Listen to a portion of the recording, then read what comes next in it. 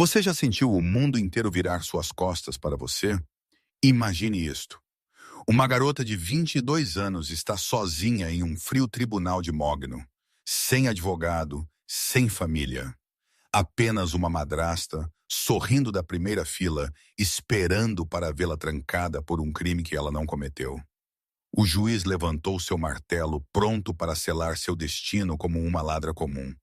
Todos pensaram que ela era ninguém. Eles pensaram que ela era presa, mas eles esqueceram uma coisa. Mesmo o menor cordeiro pode pertencer a um leão. E quando as portas se abriram, o cômodo inteiro parou de respirar. O ar no tribunal do Distrito Sul de Nova York cheirava a cera de chão e ansiedade estagnada. Para Isla Mercer, cheirava como o fim de sua vida. Ela sentou na mesa da ré, suas mãos tão firmemente juntas que seus nós dos dedos tinham virado a cor de osso velho. Ela vestia um blazer que ela tinha comprado em uma loja de segunda mão 3 dias atrás. Era um tamanho grande demais, as mangas engolindo seus pulsos, fazendo-a parecer ainda menor e mais frágil do que ela já era. Para o júri, ela não parecia uma mestre ladra de dinheiro. Ela parecia uma criança brincando de vestir-se. Mas o promotor, um homem chamado Thomas Reed, com um sorriso tão afiado quanto um bisturi, estava pintando um quadro muito diferente. Senhoras e senhores do júri, Reed disse andando em frente à caixa. Ele não olhou para a Isla. Ele olhou para a galeria, especificamente para a mulher sentada na primeira fila. A Rhea Isla Mercer não é a vítima que ela finge ser.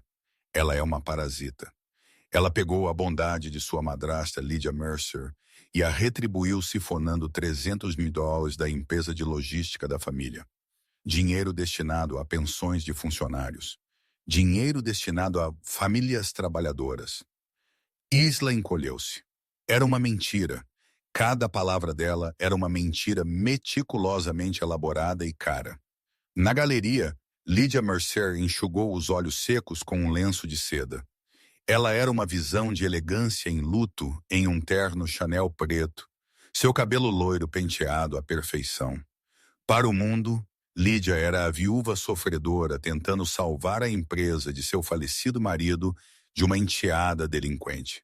Para Isla, ela era a mulher que tinha tornado os últimos 2 anos um inferno vivo. O pai de Isla, Robert Mercer, tinha morrido de um ataque cardíaco súbito 18 meses atrás. Ele não tinha deixado um testamento, ou pelo menos era isso que Lydia afirmava. A propriedade, a casa nos Hamptons, a firma de logística, tudo tinha ido para Lydia. Isla, que tinha estudando História da Arte na NYU, foi permitida a ficar na casa de hóspedes, desde que ela trabalhasse como estagiária não remunerada na firma, para ganhar seu sustento. Isla tinha concordado. Ela só queria estar perto do único lar que ela jamais tinha conhecido. Ela tinha confiado em Lydia. Ela tinha assinado os papéis que Lydia colocou em frente a ela, pensando que eles eram formulários de RH de rotina. Eles não eram. Eles eram autorizações transferindo fundos para uma conta offshore. Em nome de Isla, uma conta que Isla não sabia que existia até o FBI bater em sua porta. Isla, a voz do defensor público, um homem com aparência cansada chamado Sr. Garris, a trouxe de volta ao presente. Foco!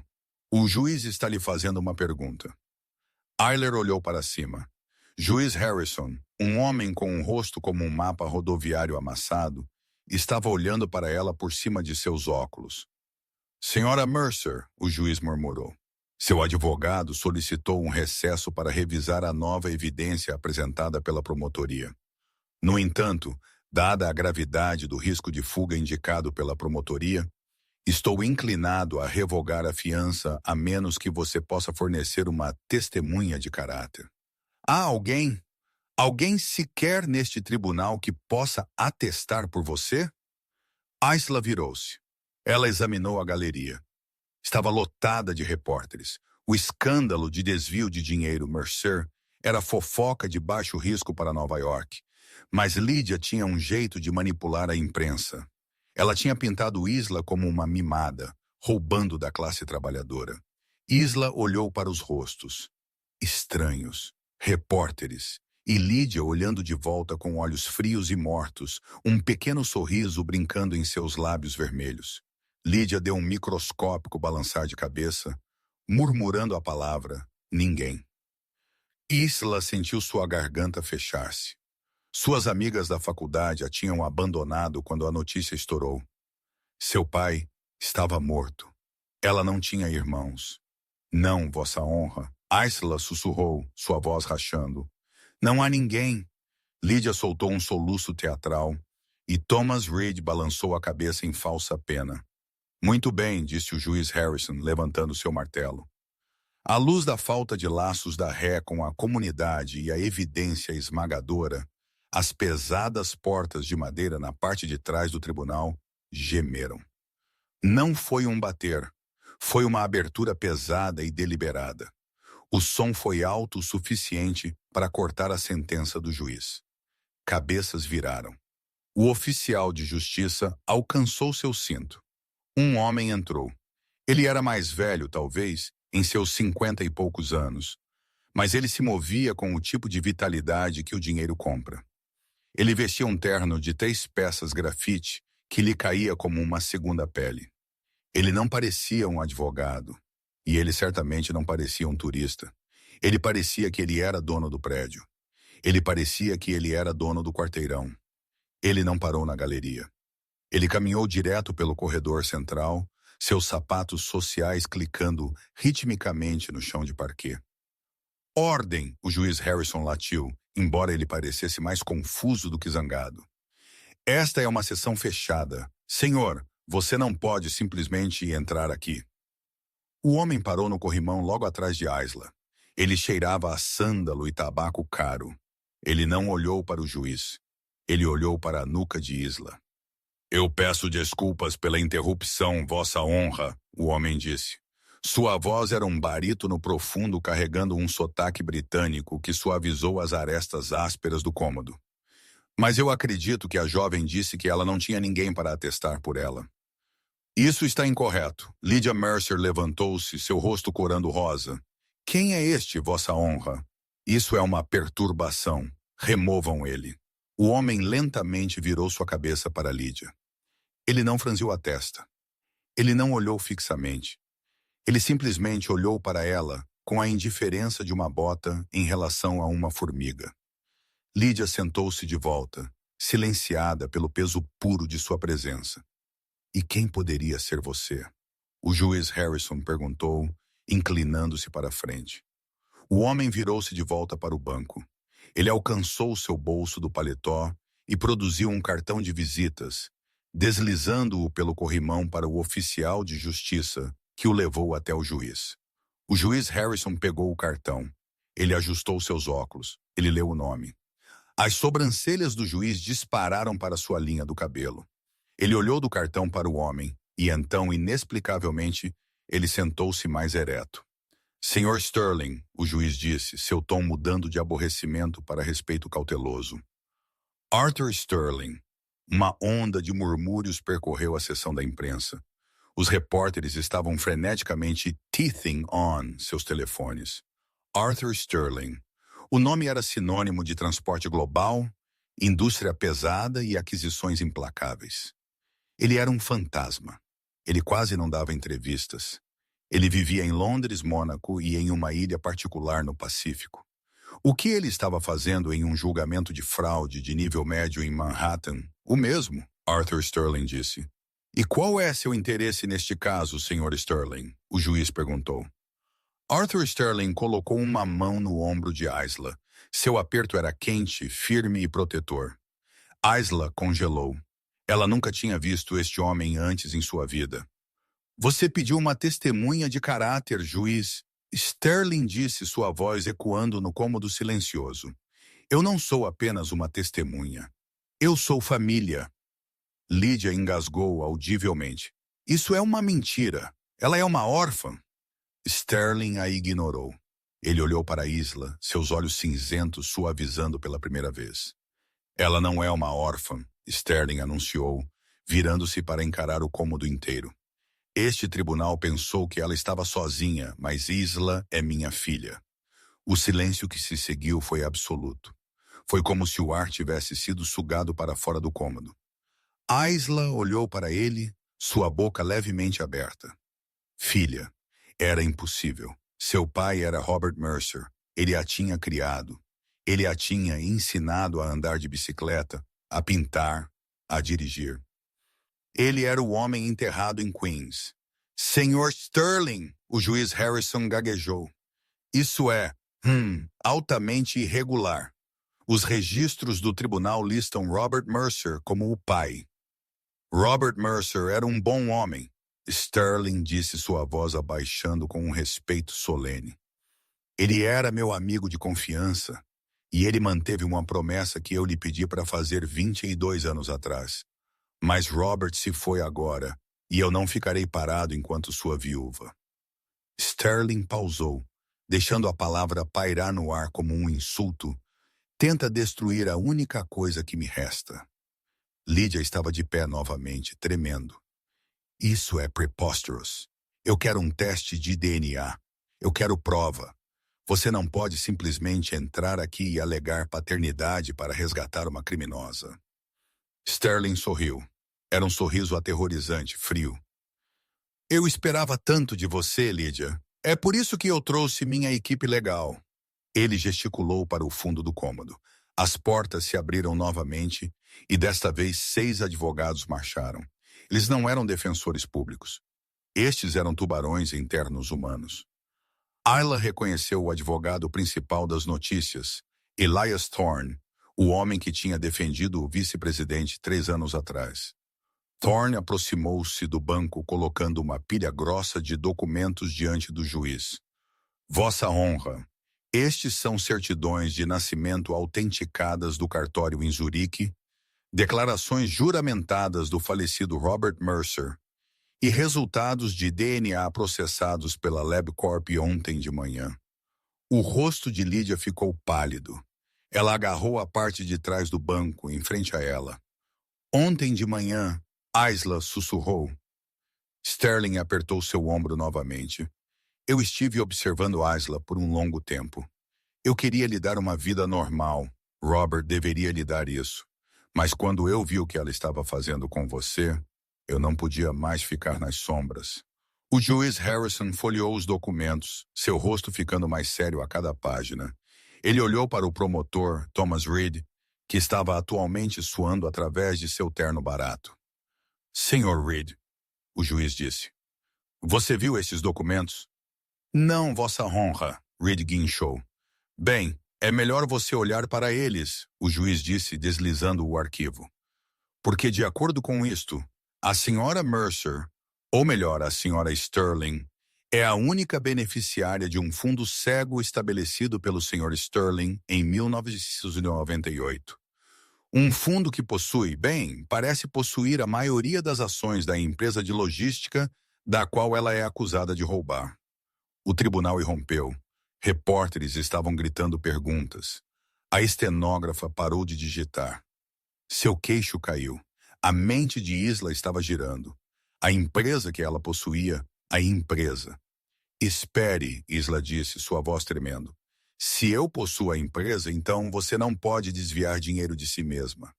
Elias Thorne terminou por ela, dirigindo-se ao juiz. É legalmente impossível para minha cliente roubar fundos que já eram dela. As acusações são sem efeito. Vossa honra, Lydia gritou. Era um som cru, primal de frustração. Ele está mentindo. Ele está falsificando documentos. Robert construiu aquela empresa. É minha. Sterling virou-se para Lydia completamente agora. Ele deu um passo em direção a ela, e por um momento Aisla pensou que ele poderia atacá-la. Mas ele apenas inclinou-se, sua voz caindo para um sussurro que os microfones mal captaram. Robert administrava a empresa, Lydia. Eu a financiei. Eu construí a infraestrutura. Eu comprei os navios.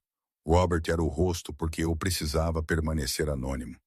Você nunca perguntou de onde veio o capital, não é? Você estava muito ocupada gastando isso.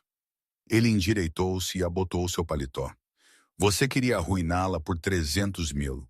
Eu gasto isso em combustível para meu jato em uma semana. Você despertou um gigante adormecido, senhora Mercer. E agora eu vou levar tudo.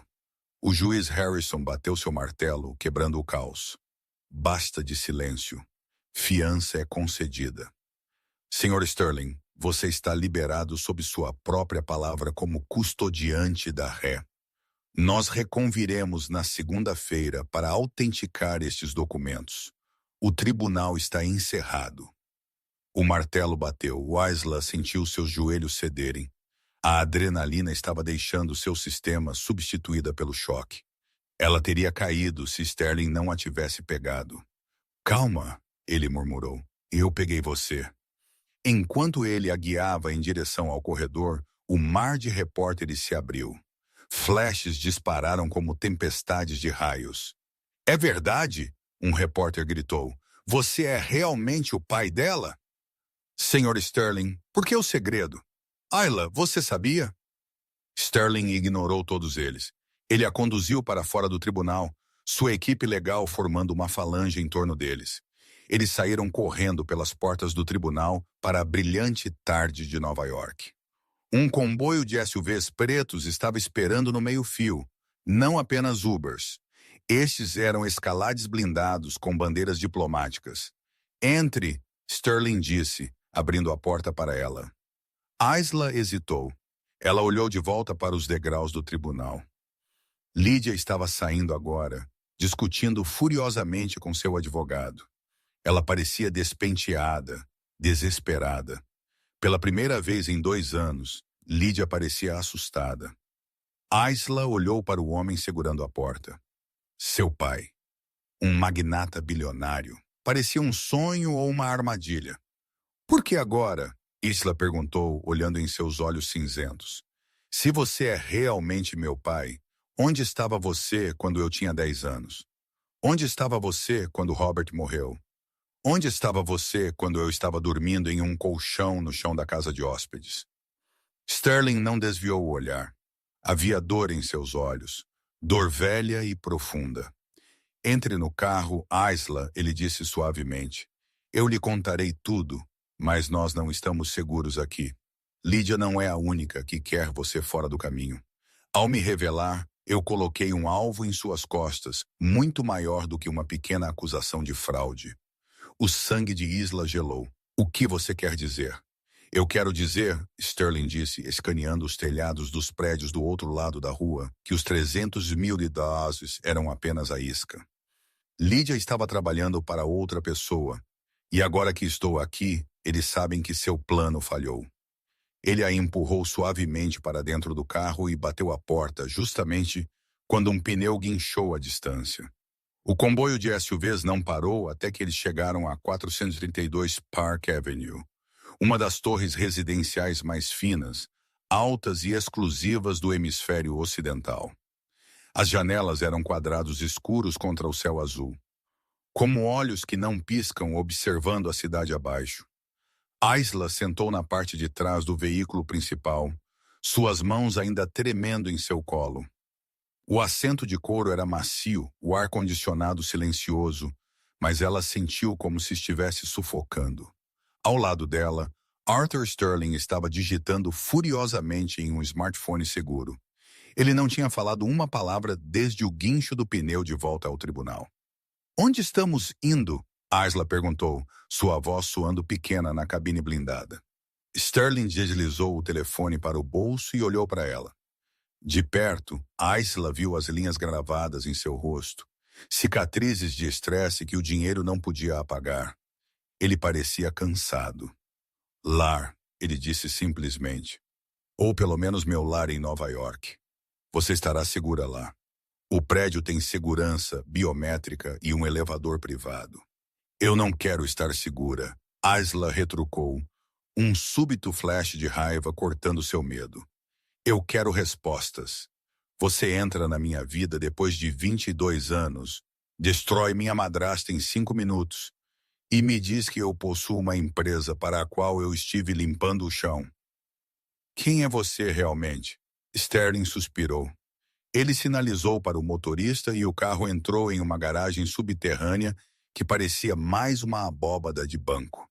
Eu sou um homem que fez muitos inimigos, Isla, ele disse quando a porta se abriu. E por causa disso, eu tive que fazer a escolha mais difícil que um pai pode fazer. Eles pegaram um elevador privado que subiu tão rápido, os ouvidos de Isla estalaram. Quando as portas se abriram, eles entraram diretamente em uma cobertura que se estendia por todo o 16º andar. A vista era deslumbrante. O Central Park estava abaixo como um capacho verde, e a cidade se estendia em uma grade de aço e concreto, mas o apartamento parecia frio. Estava mobiliado com couro italiano moderno e arte abstrata, mas não havia fotos, nenhum toque pessoal. Era uma fortaleza, não um lar. Sterling caminhou até um bar e serviu 2 copos de água. Ele entregou um para Isla e gesticulou para ela se sentar no sofá branco. O nome de sua mãe era Catherine, ele começou, permanecendo de pé perto da janela. Ela era uma restauradora de arte em Londres. Nós nos conhecemos em um leilão em 1999. Eu não era Arthur Sterling, o magnata naquela época. Eu era apenas Arthur. Nós éramos felizes. Isla agarrou o copo. Robert me disse que minha mãe morreu em um acidente de carro quando eu era um bebê. Essa parte é verdade, Sterling disse, sua voz apertando. Mas não foi um acidente. Eu estava expandindo meu império de transporte para territórios controlados por um cartel conhecido como o Grupo Corso. Eles não gostavam de competição. Eles cortaram as linhas de freio do carro dela. Isla engasgou, sua mão voando para sua boca. Eu deveria estar dirigindo, Sterling sussurrou, olhando para o horizonte. Ela pegou o carro para buscar compras. Ela morreu instantaneamente. Você tinha 6 meses de idade, presa no banco de trás. Você sobreviveu sem um arranhão. Ele se virou para encará-la, seus olhos cinzentos brilhando com lágrimas não derramadas. Após o funeral, eu recebi uma carta. Ela dizia, da próxima vez, nós não erraremos a criança. Eu percebi que enquanto você fosse filha de Arthur Sterling, você teria um alvo pintado em sua testa. Eu não podia protegê-la 24 horas por dia. Então eu fiz a única coisa que eu podia. Você me deu. Isla disse, sua voz oca. Eu a escondi, ele corrigiu ferozmente. Robert Mercer era meu chefe de segurança. Ele era o único homem em quem eu confiava com minha vida. Nós criamos uma farsa. Nós falsificamos documentos. Nós a mudamos para Nova York, lhe demos o último nome dele e criamos uma vida humilde e tranquila para você. Uma vida onde ninguém olharia 2 vezes. Eu financei tudo, a casa, o negócio, através de empresas de fachada para que Robert pudesse prover para você sem atrair atenção. Mas Robert morreu, Isla disse, e Lydia assumiu. O ataque cardíaco de Robert foi conveniente, Sterling disse sombriamente. Eu tenho minhas suspeitas, mas quando ele morreu, o plano fraturou. Eu esperava que Lydia apenas desfrutasse do dinheiro. Eu não esperava que ela se voltasse contra você. Eu não esperava que ela fosse tão gananciosa que tentaria incriminá-la para quebrar a cláusula de moralidade do fundo, para que ela pudesse apreender os bens principais. Isla piscou. Espere, a acusação de desvio de dinheiro foi uma armação. Sterling assentiu.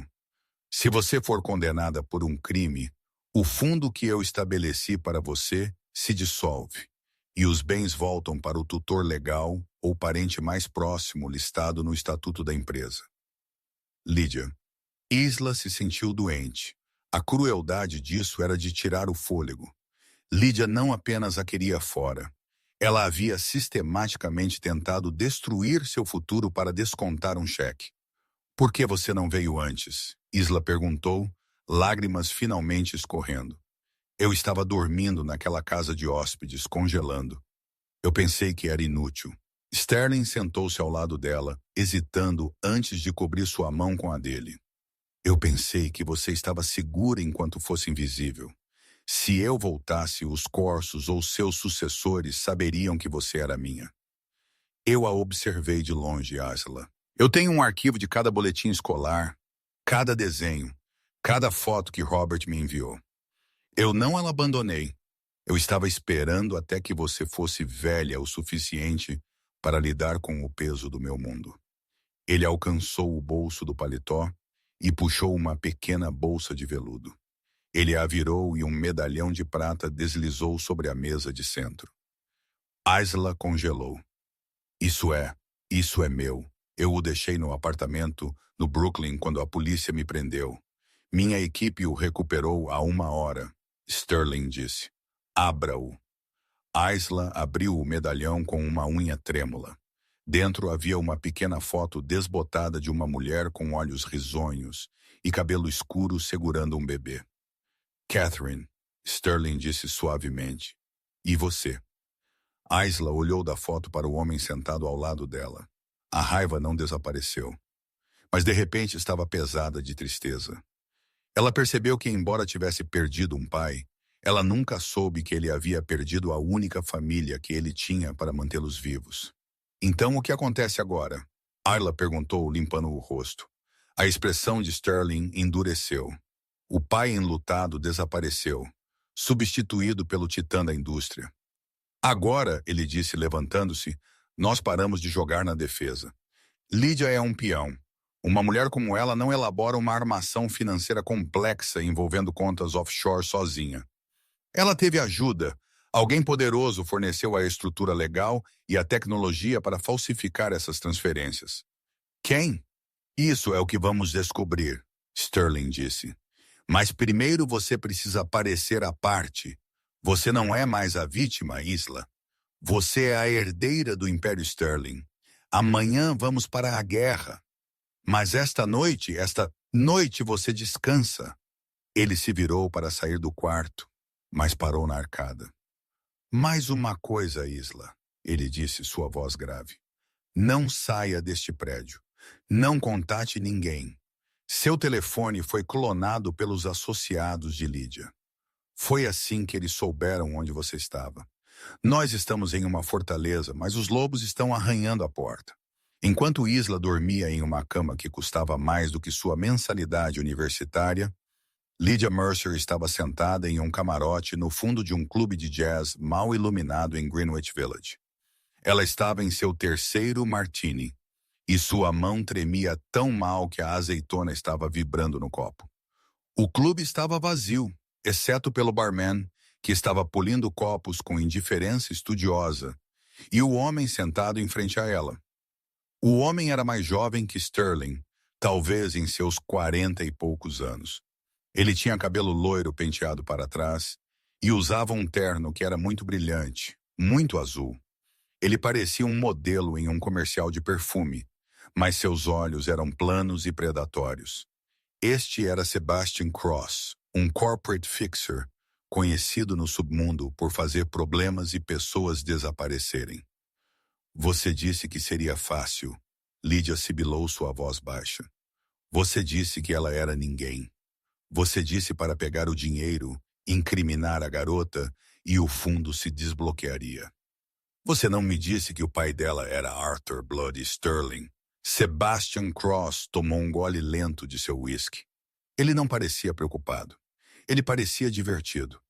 Eu admito, Cross disse suavemente, que o reaparecimento de Sterling foi uma variável que eu não tinha calculado.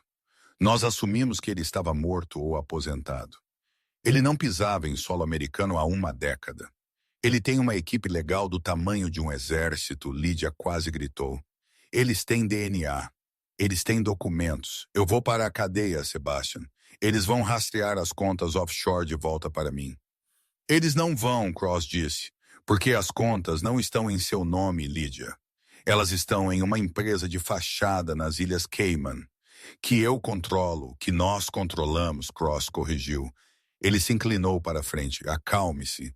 Sterling jogou uma carta dramática hoje, mas ele cometeu um erro. Ele trouxe a garota à tona. Ele confirmou que ela é sua fraqueza. Eu não me importo com a fraqueza dele. Lídia retrucou.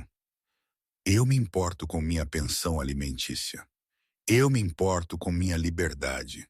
Eu quero sair. O sorriso de Cross desapareceu. A temperatura na mesa pareceu cair 10 graus. Ele estendeu a mão e agarrou o pulso de Lídia. Seu aperto era doloroso. Não há saída, Lídia, ele sussurrou. Você pegou emprestado 2 milhões de meus empregadores para cobrir suas dívidas de jogo no ano passado. Nós perdoamos essa dívida em troca do fundo Mercer. Você falhou em entregar o fundo. Agora você nos deve. Com juros.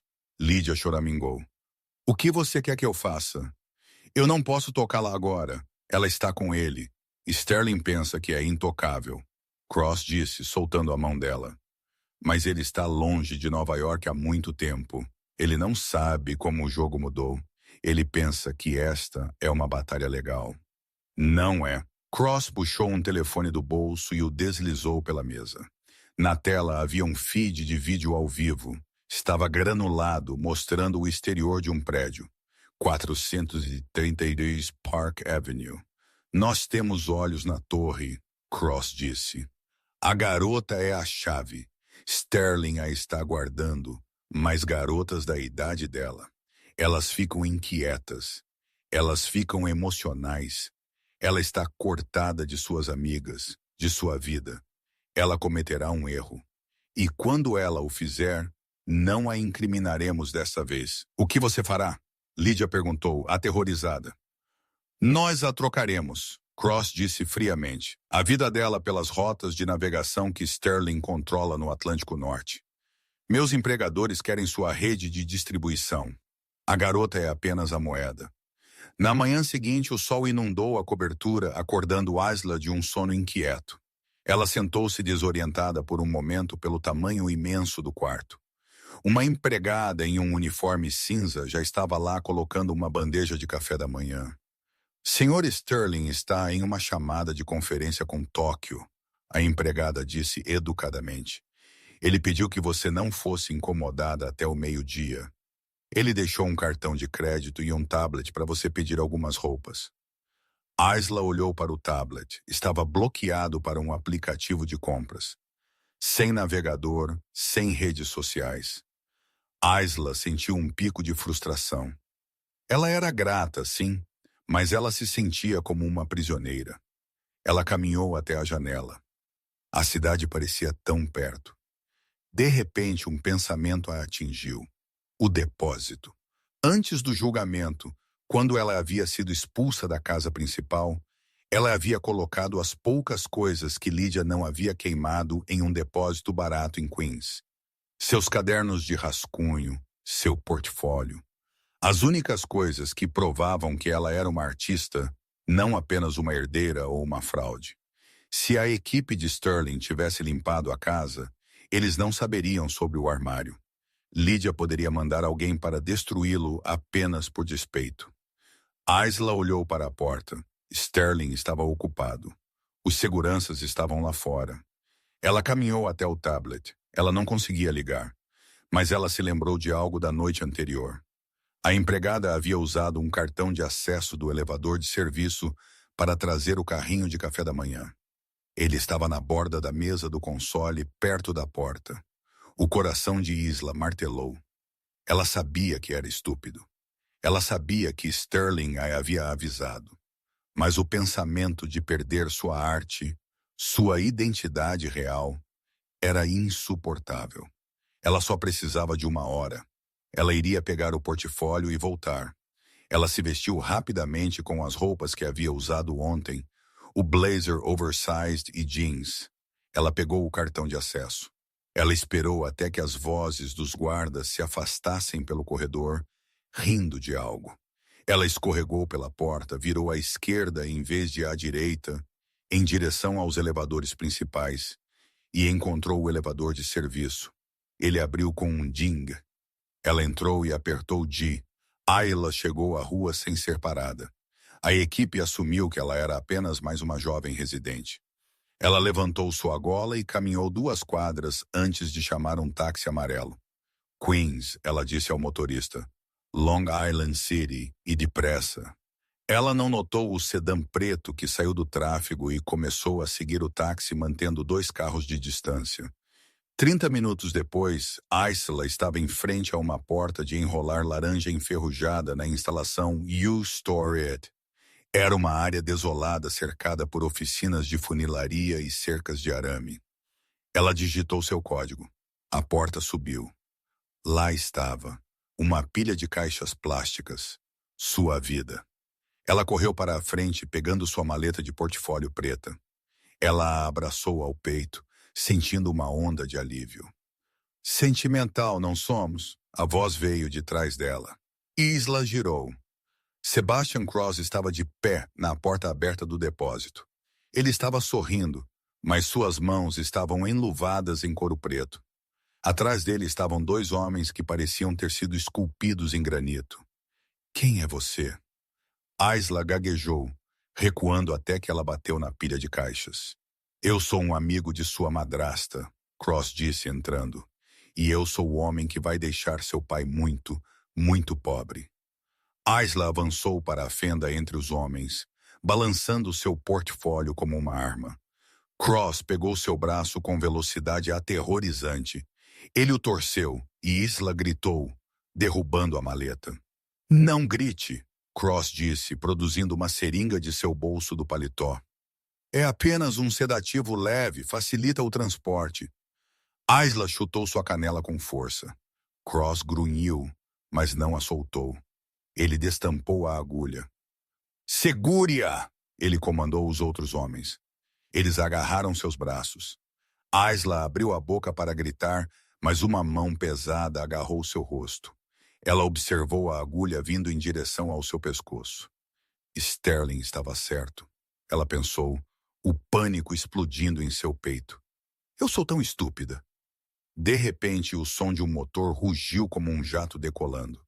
Uma motocicleta preta fosca derrapou na esquina da fila de depósitos, pneus fumegando. O motociclista não freou. Ele acelerou direto para eles. Cross olhou para cima, olhos arregalados. O quê? A motocicleta bateu em um dos capangas, enviando-o voando contra a parede de metal com um estalo nauseante. O motociclista saltou no último segundo, deslizando pelo concreto em uma chuva de faíscas. O motociclista levantou-se em um movimento fluido. Ele estava usando um capacete integral. Ele puxou um bastão retrátil de seu cinto e o abriu. Cross deixou cair a seringa e puxou uma arma de um coldre de ombro. Coloquem-na na van! Cross gritou para o capanga restante em pé, mirando na figura de capacete. O capanga agarrou Isla pelo cabelo, arrastando-a em direção à saída. Isla arranhou seu rosto. O motociclista de capacete não fugiu da arma. Ele jogou o bastão. Ele girou no ar e atingiu o pulso de Cross. A arma caiu no chão. O motociclista correu para frente, derrubando Cross com a força de um linebacker. Isla mordeu a mão do homem que a segurava. Ele uivou e afrouxou seu aperto. Ela se libertou e recuou, mais fundo no depósito. Fique no chão, o motociclista gritou. A voz estava distorcida pelo capacete, mas era jovem, masculina. Sirenes uivaram à distância, sirenes reais. Cross correu para pegar sua arma, mas olhou para as luzes da polícia que se aproximavam, depois para o homem inconsciente no chão, depois para o motociclista que já estava reajustando sua postura para uma luta. Isso não acabou, Cross rosnou. Ele chutou a motocicleta para criar um obstáculo e correu para o sedã preto esperando do lado de fora. O capanga restante mancou atrás dele. Eles partiram justamente quando um SUV preto com placas diplomáticas parou bruscamente, em frente à unidade. Arthur Sterling pulou da parte de trás, flanqueado por 3 oficiais de segurança armados. Ele parecia frenético. Ele viu Isla encolhida no canto. Ele viu o homem inconsciente. E ele viu o motociclista de capacete de gardar na entrada. Isla! Sterling gritou, correndo para ela. Ele a verificou em busca de ferimentos, suas mãos tremendo. Eu lhe disse para não sair. Sinto muito. Isla soluçou, agarrando-o. Sinto muito. Sterling a abraçou forte, depois olhou para o misterioso motociclista. Quem é você? Sterling exigiu. Você não é um dos meus homens. O motociclista estendeu a mão e tirou seu capacete. Ele era jovem, talvez 24. Ele tinha cabelo escuro bagunçado, um corte na bochecha e olhos que ardiam com intensidade. Ele usava um macacão de mecânico manchado de graxa. Não, o jovem disse, ofegando pesadamente. Eu não sou um de seus homens. Eu sou o cara que tem consertado o carro dela por 2 anos na oficina na rua. O nome é Léo. E você precisa contratar melhor segurança, Sr. Sterling. Porque se eu não tivesse estado seguindo o táxi dela para convidá-la para um encontro, sua filha estaria em um porta-malas agora. As luzes piscantes das viaturas policiais pintaram o concreto cinza da instalação de armazenamento em estrobos de vermelho e azul.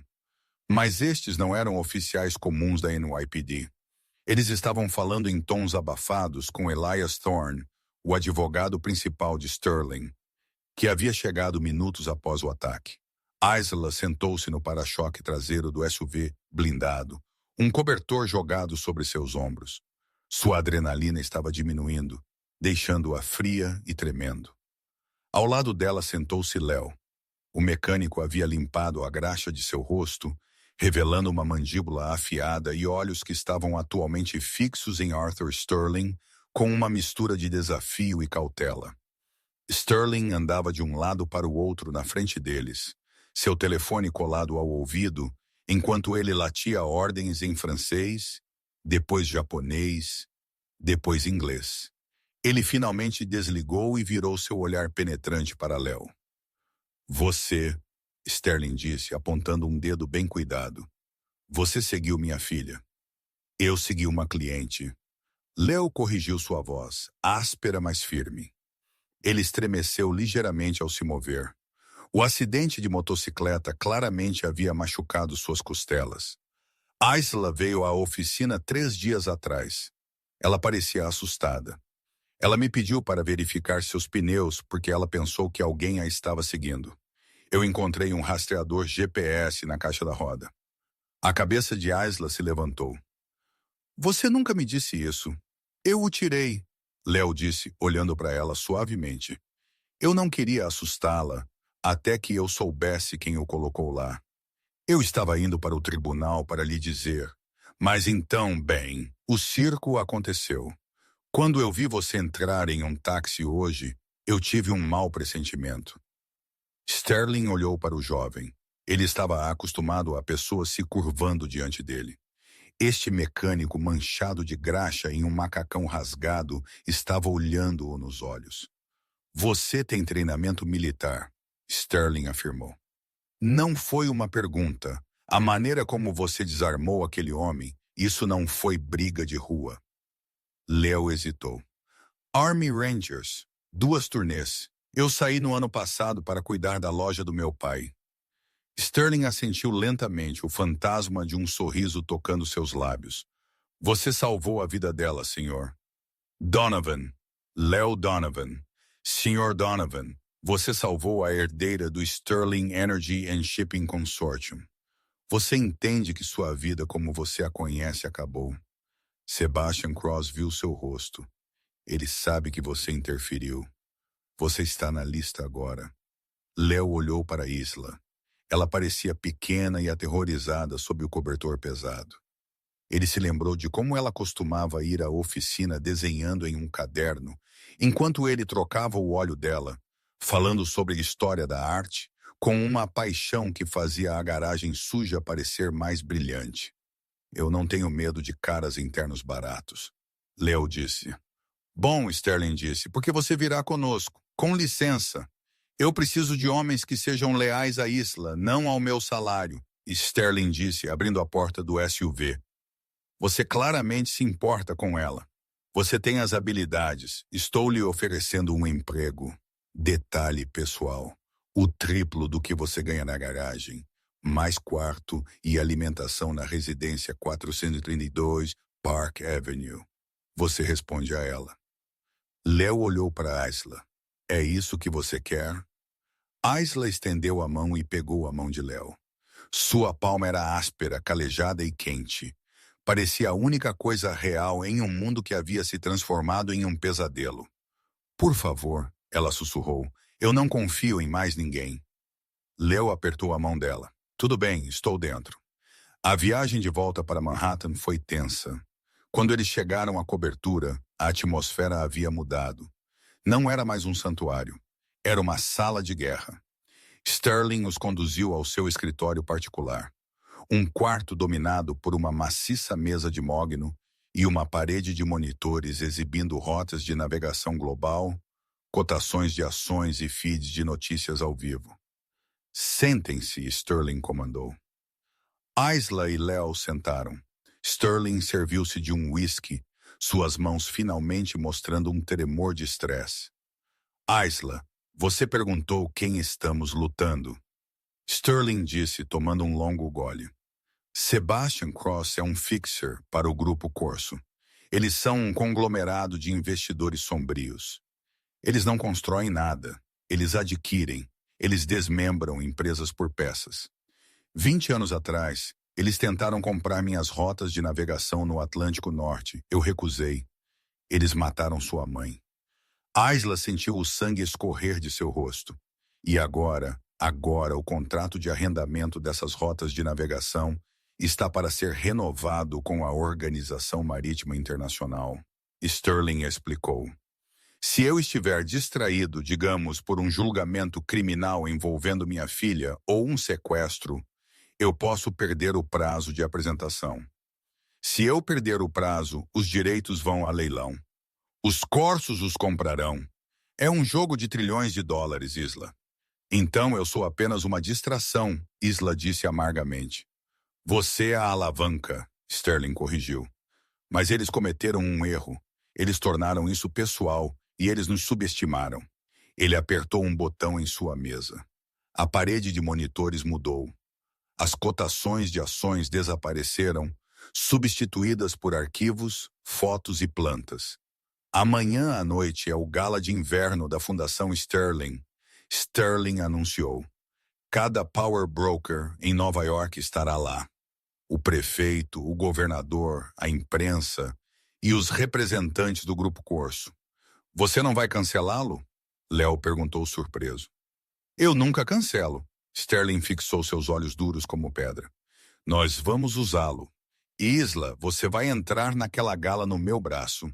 Você será apresentada como a herdeira e a nova vice-presidente executiva do Grupo Sterling.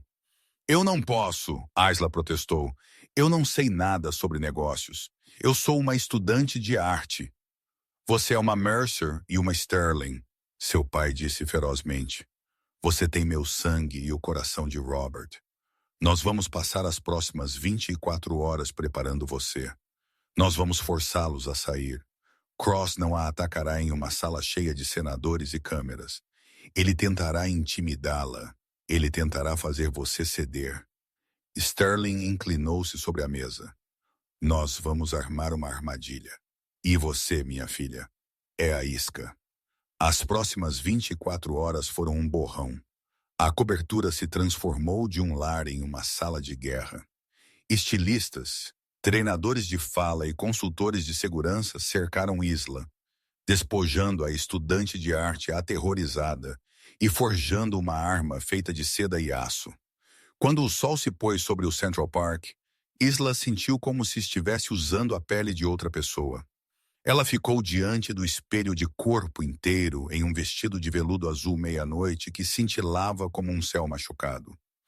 Seu cabelo estava preso, expondo o medalhão de prata que seu pai havia lhe dado, a única peça de sua vida antiga permitida na armadura. Houve uma batida e Léo entrou.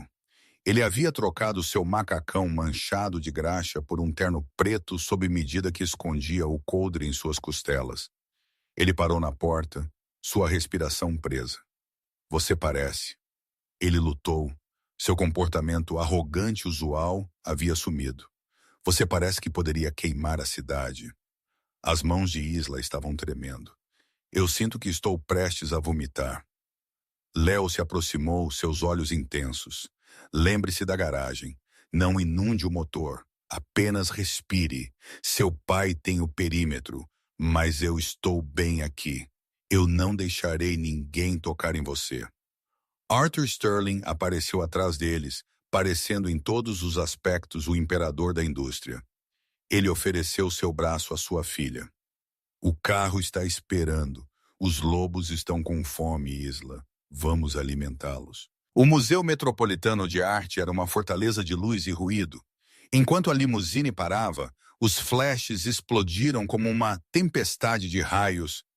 Isla pisou no tapete vermelho, seu rosto uma máscara de desapego frio. Ela ignorou as perguntas gritadas sobre sua mãe, sua prisão e o escândalo. Ela simplesmente caminhou de queixo erguido para a Toca do Leão. Dentro do grande salão estava lotado com a elite de Nova York. Senadores, banqueiros e tubarões em ternos caros. Mas Isla só tinha olhos para duas pessoas. De pé perto da exibição do templo de Dendur, estava Lídia, parecendo exausta e aterrorizada. Ao lado dela, tomando champanhe com um sorriso de tubarão, estava Sebastian Cross. Ele ergueu seu copo para Isla em um brinde zombeteiro. Ele está te provocando. A voz de Léo estalou em seu ponto eletrônico. Siga o plano. Sterling conduziu Isla ao palco. A sala ficou em silêncio enquanto o magnata batia no microfone. Senhoras e senhores, Sterling retumbou. Esta noite é sobre o futuro. Por 20 anos eu construí esta empresa sozinho. Mas um rei não é nada sem um legado. Eu lhes apresento minha filha e a futura presidente do Sterling Global, Isla Sterling. Aplausos polidos ecoaram pela sala. Isla deu um passo à frente. Ela deveria dar um discurso seguro sobre energia verde e caridade. Ela olhou para o teleprompter. Então ela olhou para Cross, que estava sussurrando algo no ouvido de Lídia, que a fez encolher-se. Isla percebeu que aquilo não era uma reunião de negócios. Era um parque de jogos de valentões, e ela estava farta de ser intimidada. Ela ignorou o teleprompter. Meu pai fala sobre legado. Isla disse, sua voz ecoando claramente pelas antigas paredes de pedra. Mas legado não é apenas sobre dinheiro. É sobre verdade. Sterling enrijeceu ao lado dela. Este não era o roteiro. Por 2 anos me disseram que eu era ninguém. Isla continuou, olhando fixamente para os vilões. Me disseram que eu era uma ladra. Mas os verdadeiros ladrões são aqueles que estão nesta sala, bebendo champanhe enquanto destroem famílias. Ela apontou um dedo trêmulo diretamente para o corredor central. Senhor Cross, Isla anunciou. A multidão ofegou. Você representa o grupo Corso. Você tentou comprar meu pai. Você assassinou minha mãe. E ontem você tentou me sequestrar. O pandemônio irrompeu. Câmeras giraram em direção a Cross. Você pensou que eu estaria muito assustada para falar. Isla gritou sobre o barulho crescente. Mas eu sou uma Sterling e você está acabado. Segurança! Sterling rugiu no microfone. Prenda aquele homem! A compostura de Cross estilhaçou. Seu rosto ficou roxo de raiva. Ele percebeu que a armadilha havia se fechado. A polícia já estava se movendo das saídas. Ele não tinha mais nada a perder. Seu pequeno pirralho! Cross gritou. Ele alcançou dentro de seu paletó. Arma! Léo gritou. O grito perfurou o ar. Convidados mergulharam para o chão. Cross não mirou nos guardas. Ele mirou a pistola diretamente em Isla. Bang! O tiro ecoou como um disparo de canhão. Isla apertou os olhos, esperando pelo fim. Mas o impacto nunca veio. Ela abriu os olhos para ver Léo de pé na frente dela. Seus braços abertos. Ele cambaleou para trás, colidindo com ela. E ambos caíram no chão do palco. Léo! Isla gritou, se debatendo para sair de debaixo dele. A segurança derrubou Cross, batendo-o no chão de mármore antes que ele pudesse atirar novamente. Mas Isla não viu a prisão. Ela só viu a mancha vermelha brilhante se espalhando rapidamente pela camisa branca debaixo do smoking de Léo. Sterling caiu de joelhos, pressionando as mãos sobre o ferimento. Médico? Chamem um médico agora. Léo olhou para Isla, sua pele ficando cinza claro. Ele tentou sorrir, mas sangue cobria seus dentes. Eu disse a você, ele sibilou, sua respiração ruidosa em seu peito. Eu olharia. Suas costas. Não, não, fique comigo, Isla soluçou, agarrando a mão dele. Você prometeu.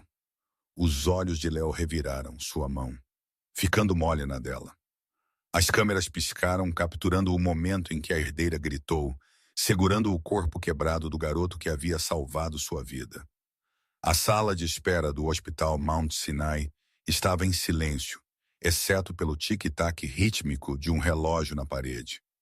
Isla sentou-se em uma cadeira de plástico, ainda vestindo seu vestido de gala manchado de sangue. Ela recusou-se a trocar de roupa. Ela recusou-se a sair. Arthur Sterling estava perto da janela, olhando para a cidade que ele possuía, parecendo mais velho do que nunca. O comissário de polícia acabou de ligar. Sterling disse, sua voz rouca. Cross está sob custódia. Eles encontraram seus telefones descartáveis. Eles têm evidências suficientes para enterrar o grupo Corso por um século. E Lídia, ele pausou. Lídia está se tornando testemunha do Estado. Ela está trocando tudo o que sabe por um acordo judicial. Passará os próximos 10 anos em uma prisão de segurança mínima, mas morrerá sem um centavo. Isla não olhou para cima. Eu não me importo com Lídia. Eu não me importo com o dinheiro. Eu sei, Sterling disse suavemente. Ele se aproximou e sentou-se ao lado dela. Eu pensei que poderia controlar o mundo, Isla. Eu pensei que se eu tivesse dinheiro suficiente, guardas suficientes, eu poderia afastar a morte. Mas esta noite eu percebi que não sou um rei. Eu sou apenas um pai. As portas duplas se abriram. Um cirurgião em roupas cirúrgicas verdes saiu, puxando sua máscara para baixo. Isla levantou-se, seu coração batendo contra suas costelas. Ele perdeu muito sangue, o cirurgião disse, parecendo exausto. A bala errou o coração por 2 centímetros. Perfurou um pulmão, mas reparamos o dano. Ele é forte. Ele vai conseguir. Isla soltou um soluço que era meio riso, meio choro, caindo de volta na cadeira. Sterling fechou os olhos e exalou uma respiração que ele parecia ter prendido por horas. 2 dias depois, Isla entrou na sala de recuperação. Léo estava acordado, apoiado por travesseiros, parecendo pálido, mas vivo. Quando ele a viu, um sorriso torto se espalhou por seu rosto. Você sabe, ele sussurrou sua voz fraca. Este não é exatamente o serviço de quarto que você prometeu na cobertura. Isla riu, lágrimas escorrendo pelo seu rosto. Ela caminhou até a cabeceira da cama e pegou a mão dele. A mesma mão que a tinha tirado da escuridão. Seu idiota, ela sussurrou. Você poderia ter morrido. Estava na descrição do trabalho. Léo provocou. Proteção pessoal. Eu levo a bala, você assina os cheques. Você está demitido, Isla disse de repente. O sorriso de Léo desapareceu. O quê? Eu estou demitindo você? Isla disse, inclinando-se perto, seus olhos, procurando os dele. Meu pai tem uma regra. Funcionários não são permitidos namorar a família. E eu não quero que você seja mais meu funcionário. O sorriso de Léo voltou, mais brilhante do que antes. Bem, nesse caso, eu acho que estou livre para o jantar. Isla o beijou suave e doce, selando uma promessa que ia muito além de contratos e contas bancárias. A sala de reuniões da Sterling Global estava lotada. 20 homens de terno cinza sentaram-se em torno da longa mesa de vidro, sussurrando nervosamente. Eles estavam esperando por Arthur Sterling, mas Arthur Sterling não entrou. As portas se abriram e Isla Sterling entrou. Ela não estava usando um blazer de loja de segunda mão superdimensionado. Ela vestia um terno branco sob medida que gritava poder. Seu cabelo estava afiado, seus olhos claros. Ela caminhou para a cabeceira da mesa. Ela não sentou. Ela ficou de pé, colocando as mãos na cadeira de couro. Meu pai decidiu se aposentar para sua ilha. Isla anunciou sua voz, firme e imponente.